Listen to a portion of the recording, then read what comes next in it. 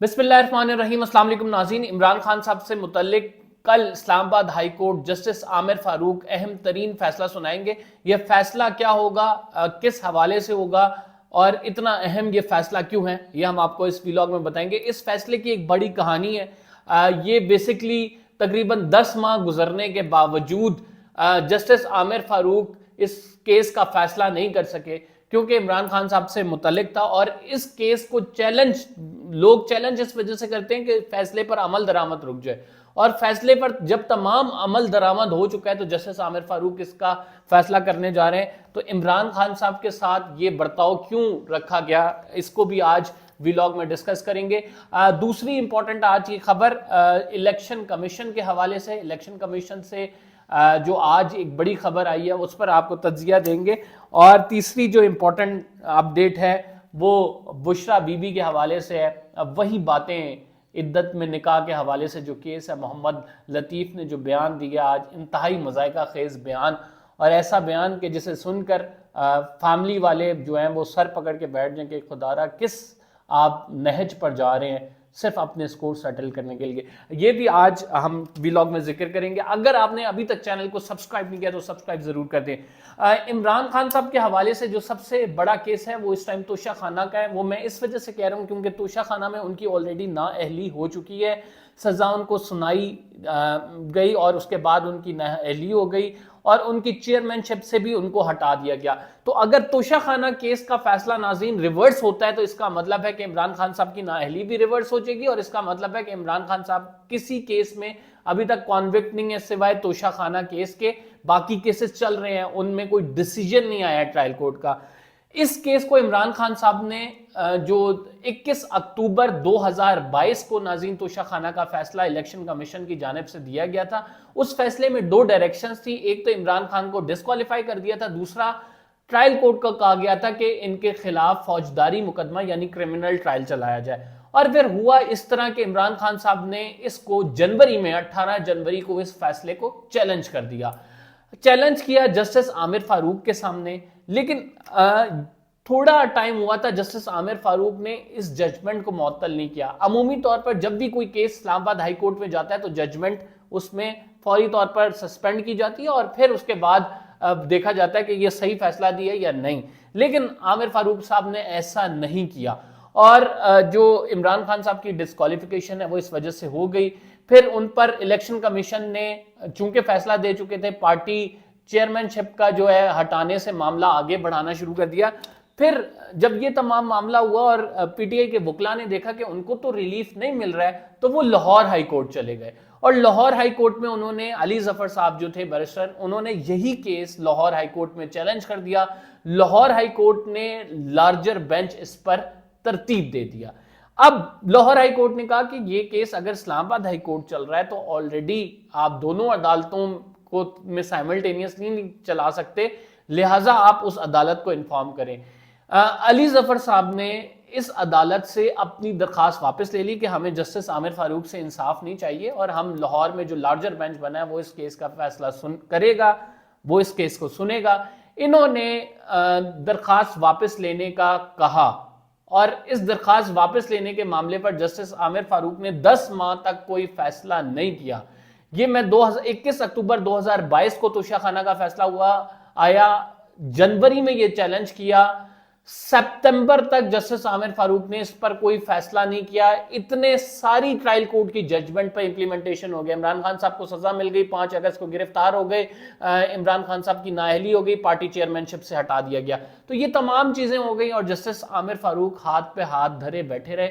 सितंबर में फिर उन्होंने इस केस को जो है वो गालिबन 20 सितंबर को समाप्त करके, क्योंकि इस केस में जो इलेक्शन कमीशन के वकील हैं उनकी जानिब से कहा गया था कि हम इस केस को आगे चलाएंगे और पीटीआई इस केस से दरखास्त वापस नहीं ले सकती, और अगर आपने इनकी दरखास्त मंजूर करनी है, इनकी यानी ये अपनी दरखास्त वापस ले रहे हैं तो इसमें आप अपनी ऑब्जर्वेशन दें, चीफ जस्टिस को कहा था।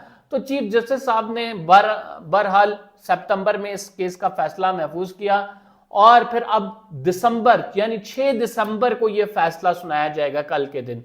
और ये इमरान खान साहब की नाअहली से मुतल्लिक है। क्या इमरान खान साहब ने जो तोशा खाना में जजमेंट चैलेंज की हुई थी کہ میری نااہلی جو ہے وہ نہیں بنتی ہے اور یہ غیر قانونی ہے. دوسرا انہوں نے اپنی سینٹنس کو چیلنج کیا ہوا تھا, جو فیصلہ سنایا گیا تھا عمران خان صاحب کو, قید کی سزا سنائی گئی تھی توشہ خانہ کیس میں, تو اس پر جسٹس عامر فاروق فیصلہ دینے جا رہے ہیں. لیکن پی ٹی آئی نے اس کیس میں درخواست کی تھی کہ ہم اس کیس میں اپنی جو واپس ہے درخواست ہے اس کو واپس لینا چاہتے ہیں, ہم آپ کے سامنے کیس نہیں رکھنا چاہتے.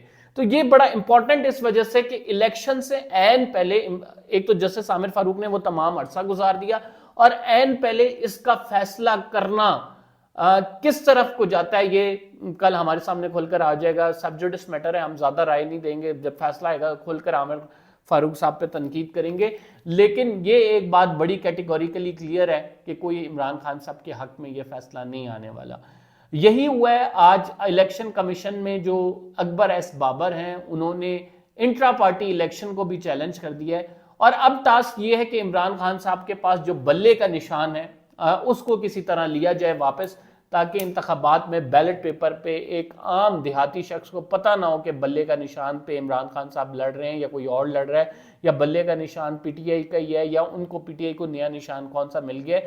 تو ٹرن آؤٹ اگر زیادہ ہوتا بھی ہے تو عمران خان صاحب کا بندوبست اس طرح سے کیا جائے گا. لیکن اس پہ ابھی بھی سیاسی پارٹیاں جو موجود ہیں جیسے اے این پی ہے, ایم کیو ایم ہے, کہہ رہی ہے کہ عمران خان صاحب کو بلے کے نشان پہ ہی لڑنا چاہیے, ان سے یہ نشان نہیں لینا چاہیے. اکبر ایس بابر نے جو الیکشن کمیشن میں ناظرین جا کے اپیل کی ہے وہ ذرا میں آپ کو بتا دیتا ہوں. اکبر ایس بابر صاحب الیکشن کمیشن میں جا کے کہتے ہیں کہ انہوں نے انٹرا پارٹی انتخابات درست طریقے سے نہیں کرائے ہیں. اس کی وجوہات وہ یہ بتاتے ہیں کہ آپ سب سے پہلا کام یہ کریں کہ ایک تھرڈ پارٹی کو ان کے انٹرا پارٹی انتخابات میں الیکشن کمیشن بنانے کا کہیں. یہ خود سے الیکشن کمیشن نہ بنائیں, اور یہ خود سے بنائیں گے تو انہی کی پارٹی کے لوگ ہوں گے اور وہ جو من مانی ریزلٹس دیں گے. آپ ایسا کریں کہ تھرڈ پارٹی سے کہیں کہ وہ انتخابات میں الیکشن کمیشن جو ہے وہ ان کا نہ بنے, اور پھر تمام لوگوں کو موقع دیا جائے. اکبر ایس بابر جو کہ عمران خان صاحب کے خلاف موقف رکھتے ہیں, درخواست ان کی لے کے فارن فنڈنگ کیس میں بھی آئے تھے, اور وہ کہتے ہیں کہ میں بانی رہنما ہوں, ان کو نکالنے کا نوٹیفیکیشن حامد خان صاحب یہ بتاتے ہیں کہ جو عارف علوی صاحب ہیں 2011 میں ان کی جانب سے کر دیا گیا تھا. لیکن اس کے باوجود یہ کہتے ہیں کہ جی میں پی ٹی آئی کا رہنما ہوں, اور ابھی عین موقع پر وہ پی ٹی آئی سے بیٹ کا نشان چھیننے کے لیے یہ انٹرا پارٹی الیکشن کو چیلنج کر دیا گیا ہے. اب میں دوسری دو جماعتیں مسلم لیگ نون اور پیپلز پارٹی کس طرح سے الیکشن کراتی ہیں اس حوالے سے ڈیٹیل ویلاگ کر چکا ہوں, آپ لوگ دیکھ لیں اسکرال کر کے, کہ ان کے ہاں بھی ان اپوز لیڈرشپ آتی ہے, اور اس کی وجوہات یہ ہوتی ہیں کہ کوئی بھی ان کے قائد کے مقابلے میں نہیں کھڑا ہوتا, اور یہ ایک نام کے الیکشنز ہوتے ہیں. اور اب جب پی ٹی آئی نے اپنا چیئرمین تبدیل کر لیا, انہیں پتا ہے کہ اگر ان سے بیٹ کا نشان چھینا جا سکتا ہے, تو اب دوسرا چیز انہوں نے بیچ میں یہ لایا ہے کہ اکبر ایس بابر سے وہ معاملہ ہی چیلنج کرا دیا ہے. تو جس طرح سے رائٹ ناؤ ہم دیکھ رہے ہیں کہ خان صاحب کو ٹارگٹ کیا جا رہا ہے, ابھی مزید اور بڑے امتحان ہیں. محمد لطیف صاحب جی, یہ بشرا بی بی کے کیس میں جو ہے ایک گواہ ہیں, دو گواہوں کے بیانات قلم بند ہو چکے ہیں, مفتی سعید, اس کے علاوہ جو اون چودھری ہیں ان کے, اور پھر خاور مانیکا کی اب درخواست ہے. خاور مانیکا نے بھی 164 کا بیان کرایا. آج باری تھی محمد لطیف صاحب کی. جو گند بلا وہ کہہ سکتے تھے انہوں نے اس کیس میں کہا ہے. جو family values, eastern family values جو ہیں ہماری, ان کو ڈسٹروائے کر سکتے تھے وہ انہوں نے ڈسٹروائے کی ہے. وہ جب کورٹ میں بیان پڑھ رہے تھے تو ایسا لگ رہا تھا کہ پورن مووی کوئی چل رہی ہے. اس کی وجوہات یہ ہیں کہ ان کو وہ جس طرح سے آئے, وہ نوکر ہیں, ایک کرولا میں بیٹھ کر آئے, شاہانہ طریقے سے آئے, اور پھر اس کے کرولا کے نمبر پلیٹ کے بارے میں بھی سوشل میڈیا پہ کافی چل رہا ہے کہ وہ تو اس نمبر پلیٹ کی گاڑی تو آلٹو تھی, یہ کرولا کیا جعلی نمبر پلیٹ لگا کے آئے تھے. تو وہ جہاں سے آئے تھے, جیسے آئے تھے, سب چیزیں سمجھ آ رہی تھی کہ جو وہ بیانات دے رہے ہیں, جو وہ باتیں کہہ رہے ہیں, وہ انتہائی مضحکہ خیز کے ساتھ ساتھ ایک ہوتا ہے نا بلو دا بیلٹ, بلو دا ایوریج چیزیں جو ہیں وہ کی جا رہی ہیں. اور انفارچونیٹ ہے بڑا, بیکاز رائٹ ناؤ ایک کریکٹر اسیسینیشن کی جو کیمپینز رن کی جا رہی ہیں, خصوصاً عمران خان صاحب کو اس میں ٹارگٹ کیا جا رہا ہے. وجوہات الیکشن ہیں, الیکشن سے پہلے جو ہے ان کی کریڈیبلٹی کو ہر صورت ڈیمیج کرنا مقصود ہے, اس وجہ سے یہ چیزیں ہمارے سامنے آ رہی ہیں. لیکن اس سے حاصل کیا ہوگا؟ اس سے حاصل یہ ہوگا کہ ہم جو ہماری ایک روایات ہیں، ہمارا معاشرے میں فیملی ویلیوز ہیں، ہم اس سے نیچے گر جائیں گے. ہم اپنی نجی زندگی کے معاملات، جو پولیٹیشین ہیں وہ اگر ان کو پولیٹیکل وکٹمائزیشن کا نشانہ بنایا جا رہا ہو، تو ان کی نجی زندگی کے معاملات جب عوام زد عام ہوتے ہیں تو یہ ایک سیاستدان کے لیے نہیں، ہر سیاستدان کے لیے لمحہ فکریہ ہے، چاہے وہ نواز شریف ہوں، چاہے زرداری صاحب ہوں، کیونکہ کل کو یہ وقت ان پر بھی آ سکتا ہے اگر آج عمران خان صاحب پہ.